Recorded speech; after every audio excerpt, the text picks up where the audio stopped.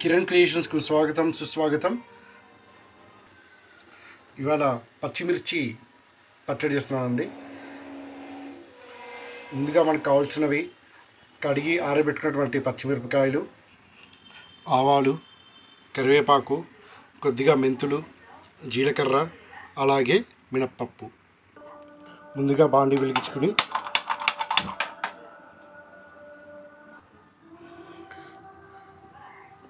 కొద్దిగా నూనె వేసుకుని జీలకర్ర మనం ఏవైతే పోపు దినుసులు చెప్పుకున్నామో అవి వేయించాలండి. బాండి వేడెక్కేలోపు నేను చింతపండు నానబెట్టుకున్నానండి. మనకి కొంచెం సరిపడా చింతపండు నానబెట్టుకున్నాను. కొద్దిగా ఆవాలు,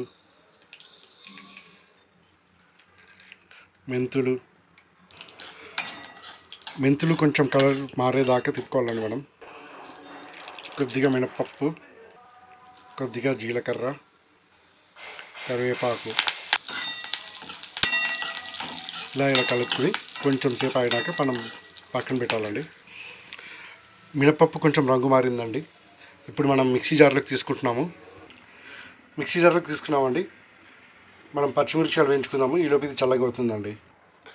పచ్చిమిర్చి వేయించడానికి కొంచెం నూనె, కడిగి ఆరబెట్టినటువంటివి పచ్చిమిర్చి వేసేస్తున్నామండి.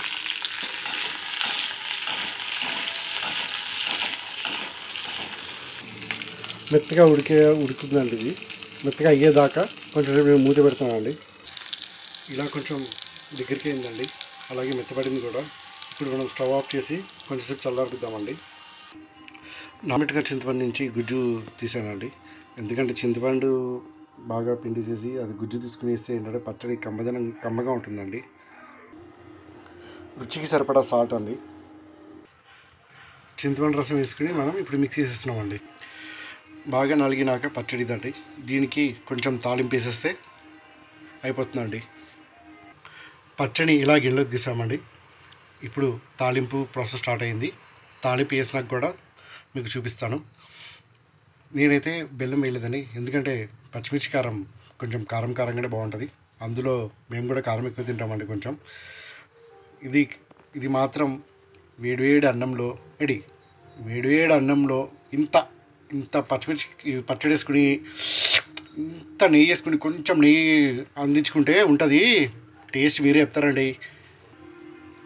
తాలింపు కూడా వేసేసామండి. ఇదండి మేము తయారు చేసుకునే పచ్చిమిర్చి పచ్చడి. మీరు ట్రై చేసి నచ్చితే like, share, comment and subscribe. Thank you.